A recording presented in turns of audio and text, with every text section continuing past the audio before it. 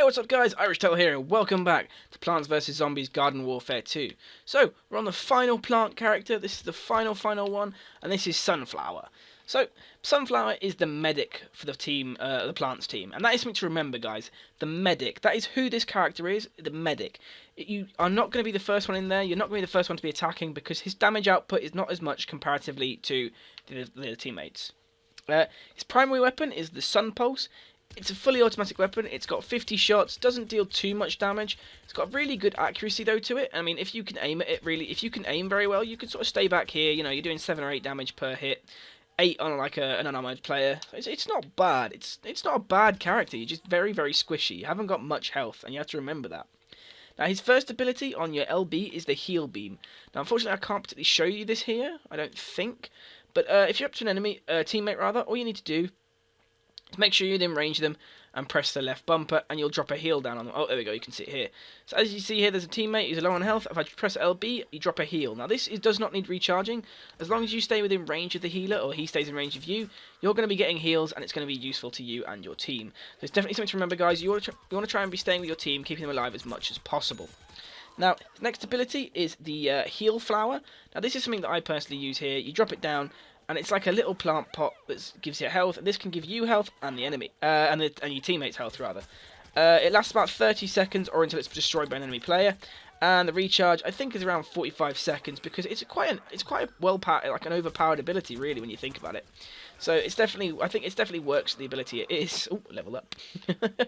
And his final ability is the Sunbeam. Now this allows you to dig in, similar to how the Peashooter does it, and stick in one place.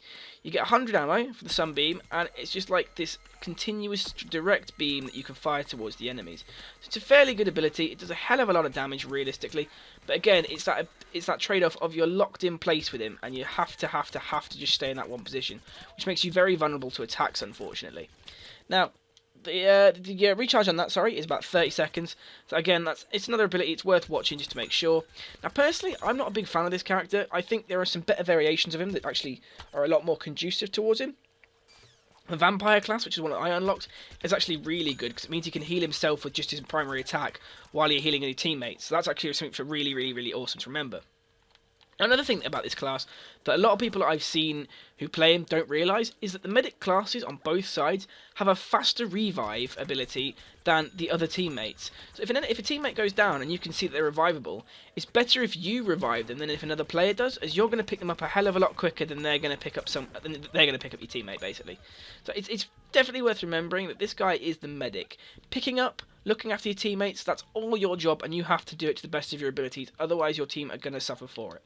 You are there to keep everyone alive and try and get kills on the side.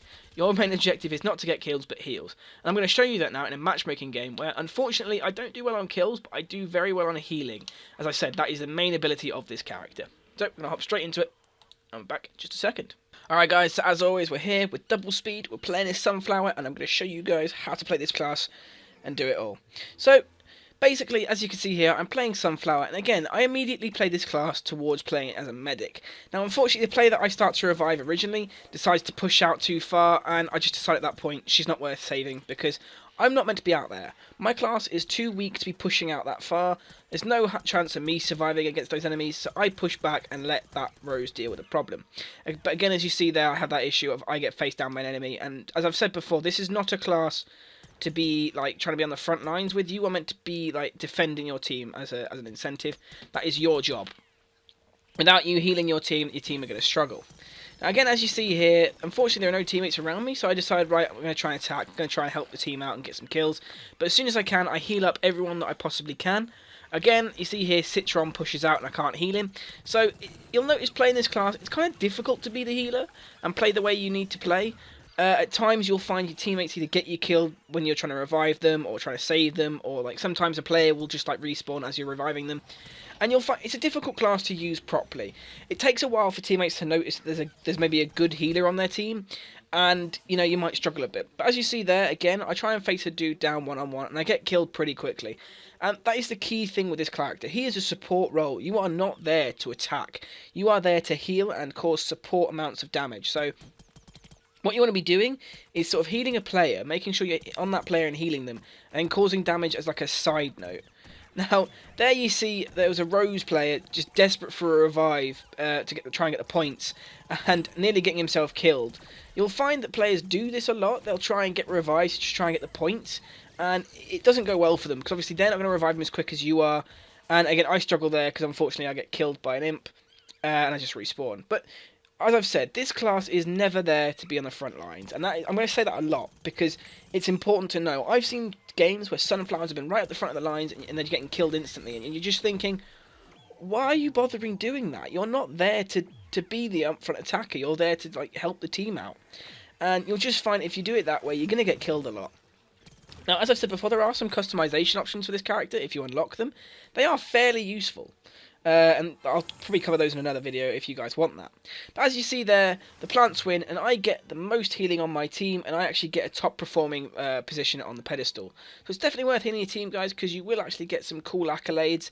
And as you see there, I got the healer accolade, and I actually got quite a high amount of points and kills, surprisingly enough, even though I'm only a support character. So, you know, it's definitely worth trying out, especially if you like taking that support role and helping your team out from the sides.